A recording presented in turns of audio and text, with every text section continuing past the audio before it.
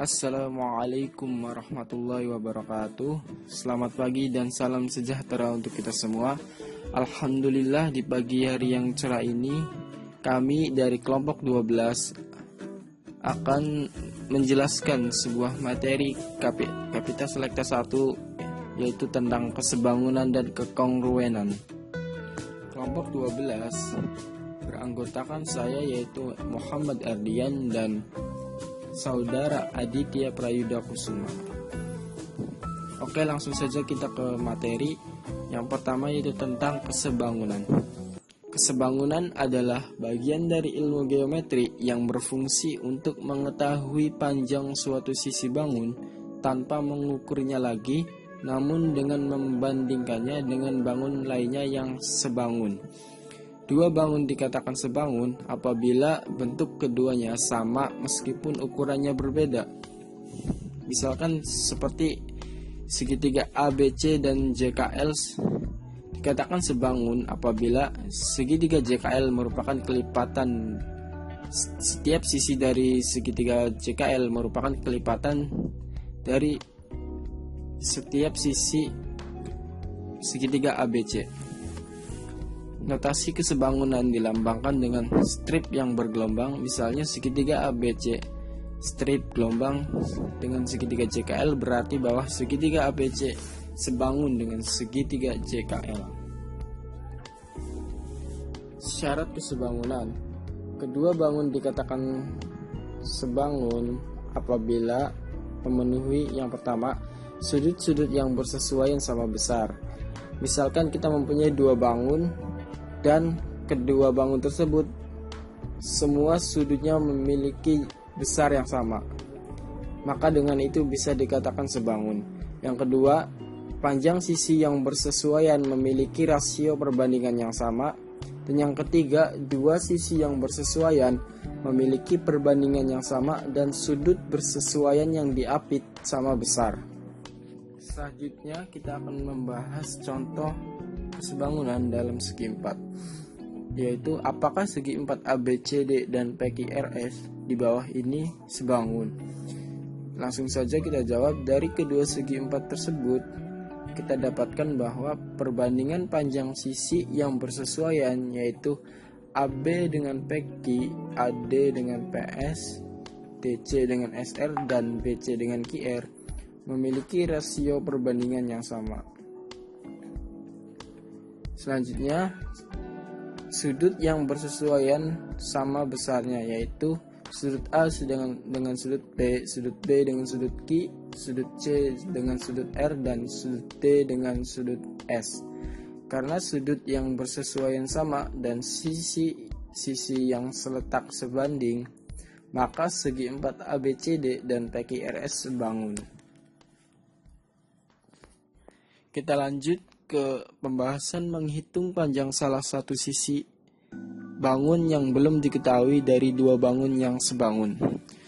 Contoh soalnya yaitu terdapat dua segi 4 yang sebangun, yaitu segi 4 ABCD dan WXYZ, di mana panjang ruas AB yaitu 8 cm, dan panjang ruas BC 3 cm, dan panjang ruas WX 12 cm.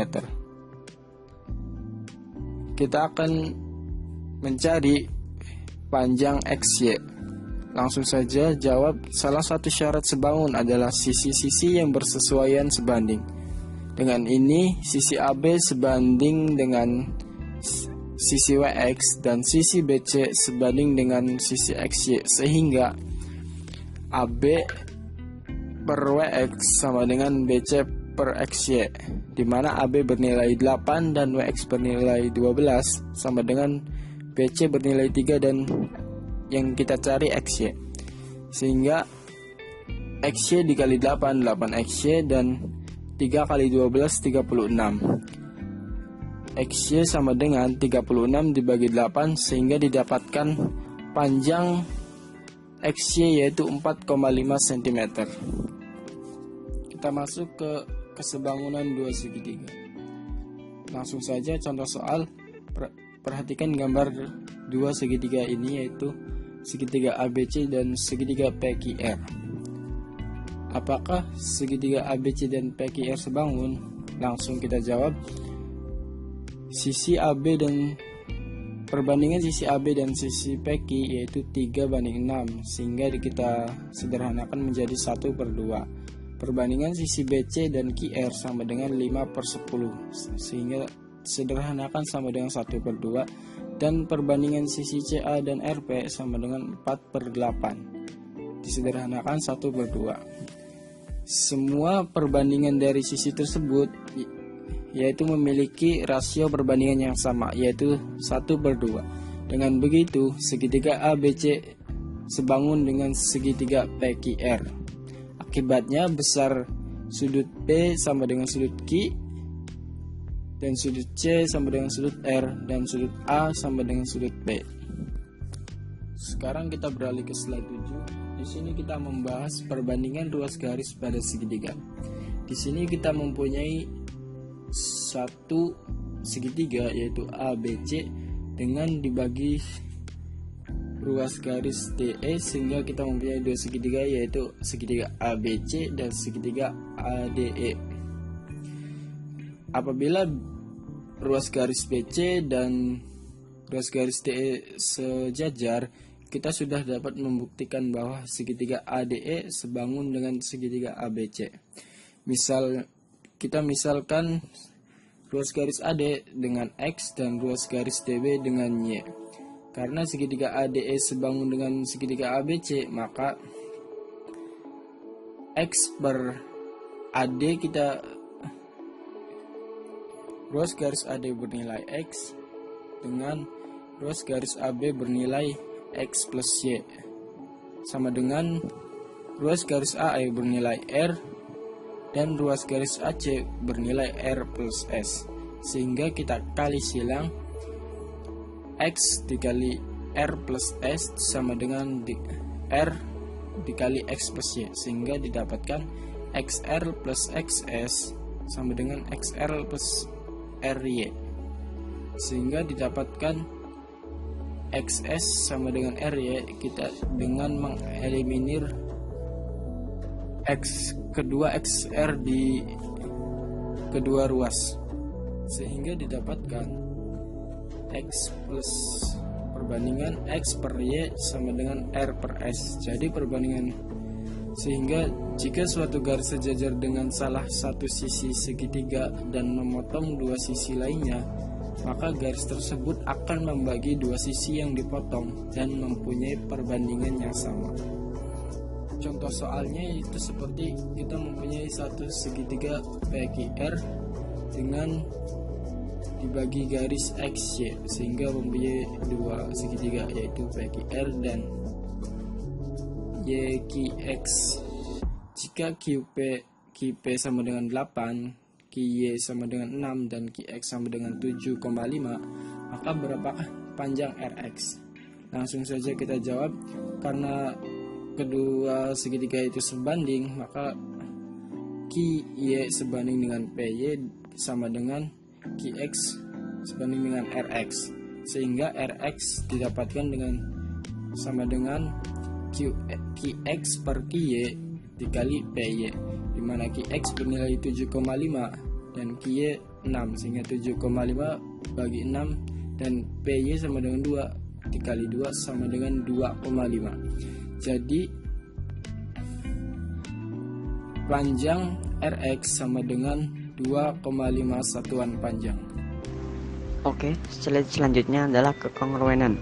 Bentuk-bentuk kongruen adalah bentuk-bentuk yang memiliki ukuran dan bentuk yang sama. Bentuk-bentuk tersebut merupakan duplikat yang persis satu sama lain. Bentuk-bentuk tersebut dapat dibuat bertumpang tindih sehingga bagian-bagiannya yang bersesuaian saling berhimpitan. Syarat kekongruenan ada dua.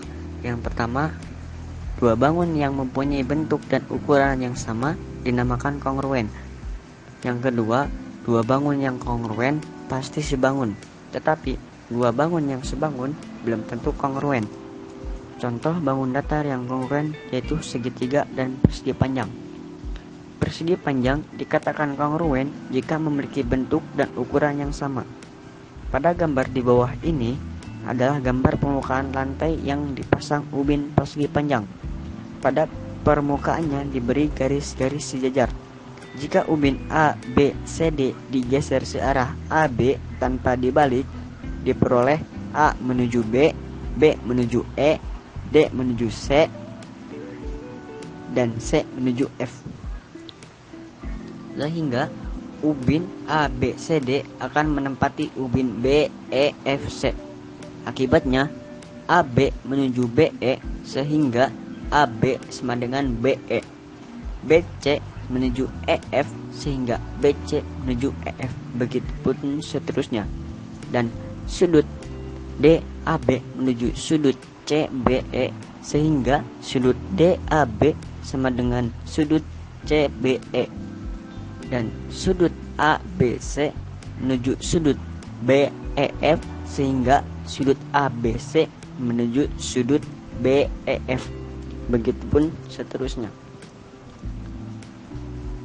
Berdasarkan uraian tersebut diperoleh sisi-sisi yang bersesuaian dari persegi panjang A, B, C, D dan BEFC sama panjang.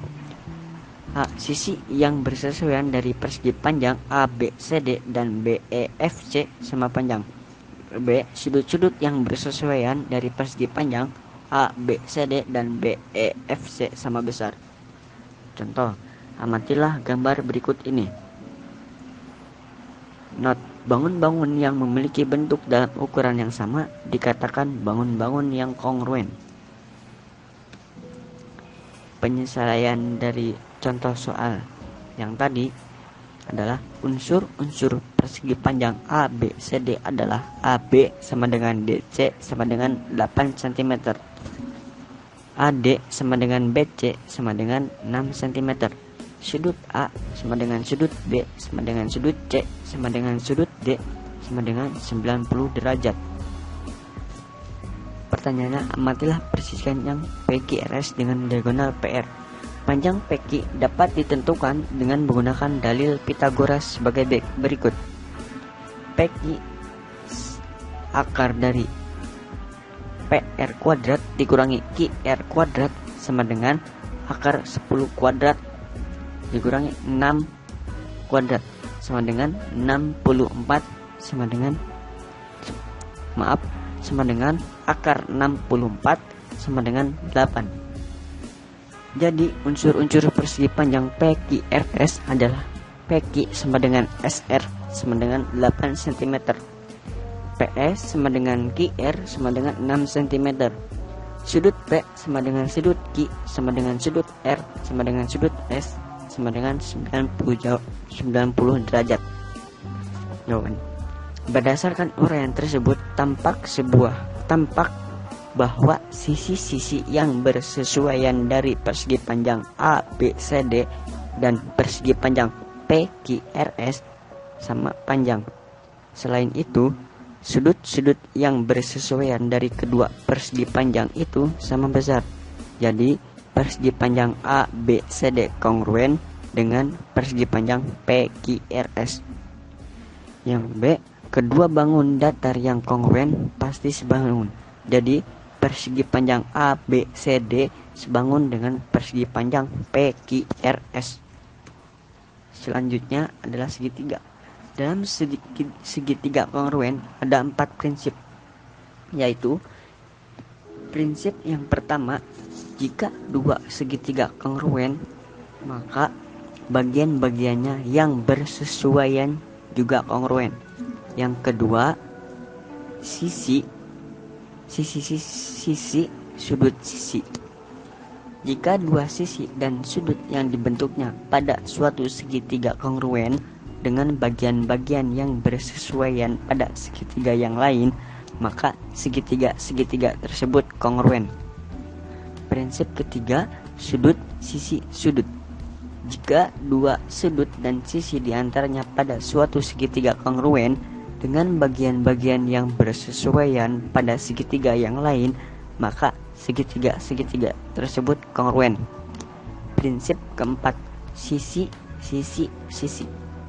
Jika tiga sisi pada suatu segitiga kongruen dengan 3 sisi pada segitiga yang lain, maka segitiga tersebut kongruen. Contoh soal. Perhatikan trapesium siku-siku PQRS di bawah ini. Jika PQ sama dengan 5 cm, SR sama dengan 3 cm, dan PS sama dengan 3 cm, apakah segitiga PSR kongruen dengan segitiga PRQ? Penyelesaiannya, jika segitiga PSR dan segitiga PRQ kongruen, haruslah PS sama dengan PR dan SR sama dengan RQ, karena sudut PSR sama dengan sudut PRQ. PR sama dengan akar, dan akar kurung buka PS kuadrat ditambah SR kuadrat sama dengan akar 3 pangkat 2 tambah 3 pangkat 2 sama dengan 3 akar 2.